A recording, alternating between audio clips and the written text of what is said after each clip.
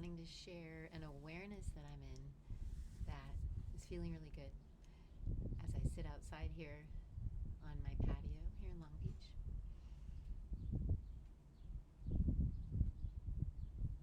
And really, it comes from looking at, feeling into how these current times with things like the COVID virus and the pandemic situation that have brought us all into this awareness that things are so uncertain, and that can feel so uncomfortable for a lot of us and just even scary to be in this uncertainty, and also to have really been reminded how we can make all the plans we want, right? But like that famous John Lennon quote goes, life is what happens while we're busy making other plans we see again and again, right? Oh, and I'm so glad you're here, Stephanie, because this comes from the conversation that my close friend Stephanie and I had this morning. This awareness that I'm in, that our conversation and our sharing about our experiences has done for me, which I love that about friends and people in our lives, right? And like the mastermind effect that happens when we get to connect in ways. So, yeah, this awareness that things are so uncertain, more than ever, we're so in that awareness that feels really painful and disorienting. And even right now, this feeling like, is it even worth making plans for the future, right? And even this awareness that we don't ever know when it's going to be our last day on earth, really. And how much does that change our orientation, our approach, when we're really remembering that and not taking for granted that we have days and days or months and months or years and years to live life, right? And for a lot of us in the past, perhaps, it seems like it's been a lot about that planning, that future orientation that is feeling, maybe from some sense of inspiration. I'm talking to myself right now a lot to this desire to plan, right? And to think that we are looking ahead to what we want for our future and working towards that and creating that, right? It can feel so intoxicating, and it's exciting to wonder what role we have in the co-creation of it all. But right now, I think especially a lot of us in that challenging space of, wow, can we make any plans? Geez, we made a lot of plans this year and they didn't happen, right? And then, yeah, this awareness, though, that I really would like to always be in without needing some crisis to remind me, but that we never know when it's our last day. And each day is so important and special, right? And meaning, yeah, I say that word important because I see that when we remember that life is so precious. We never know when it's going to be our last day. Another person I love to listen to who talks about this a lot is Gary Vee. If you're a Gary Vee fan, I love him. But he talks about that often. Like, you don't know if you're going to get like hit by a bus tomorrow. Like we don't know really. And so to live from that place of thankfulness to be alive, first of all, is so beautiful, and anything we can do or feel, and that thankfulness does help, right, to help us enjoy just being glad to be alive, right? It just adds a whole vibe that we now know is helpful. But yeah, also it means being intentional with that day, with that life that we have that may be just one day at a time. What do we want to be doing with those days, within what choice and privilege we have, of course, right? Who do we want to be connecting with, spending our time with? What do we want to be putting our energy into?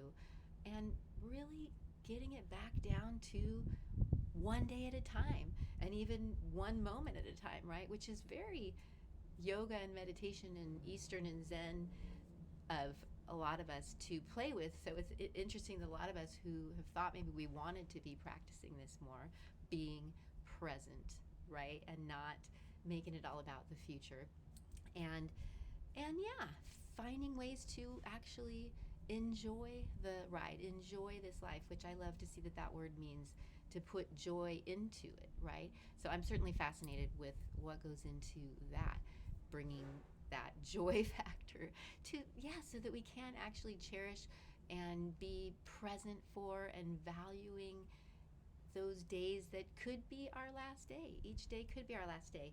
And yeah, just also been in conversation this week with my friend Paloma, talking about how different traditions do encourage us to meditate on our mortality in various ways, whether it's shamanic approaches that will do guided meditations, having you picture your own death and things like that. And I definitely know that Eastern traditions have that as a focus, that you can literally meditate on your own death, and just being aware of that even each day, remembering like, oh yeah, I could always die, right? And not to be afraid of it, but to more let it fuel us to, I want to say take it seriously. That's probably too hard of a word.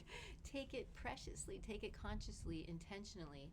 And that is the why, though. And I think those are even like words, terms out there, hashtags, right? Like conscious living and being intentional and things that are almost like branded words.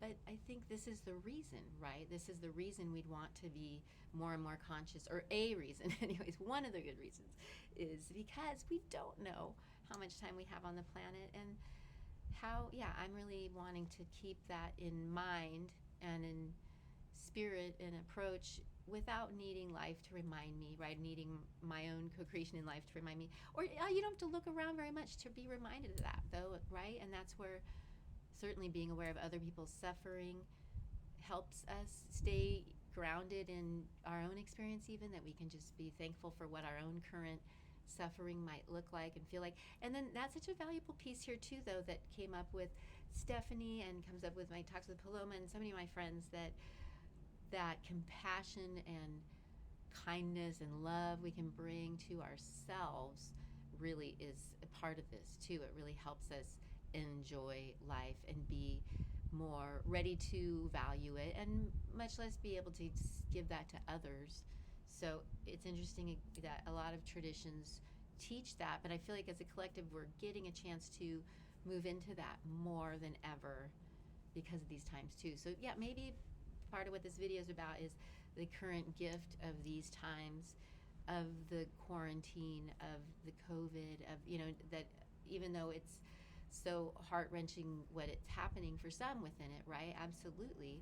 And that we have so many feelings, and I get the sense a lot of us, just as stressed and as scared as ever. But I feel like this awareness, it really helps me to see how we can just be reminded that all we do know is that we have here and now. And how can we value that? How can we cherish it? How can we be conscious and intentional with our time and our energy and our focus and our attention and our relationships? Yeah, it feels important, and it feels like something I want to keep in mind. And this idea too of living with no regrets. And I know my mom reminds me of a quote that is related to that. Maybe you've heard this, or maybe it's not a quote, it's just an idea that, I guess it's a quote, that we're going to be more likely at the end of our lives, if we had a chance to look back, to regret the things we didn't do, right, versus the things we did do.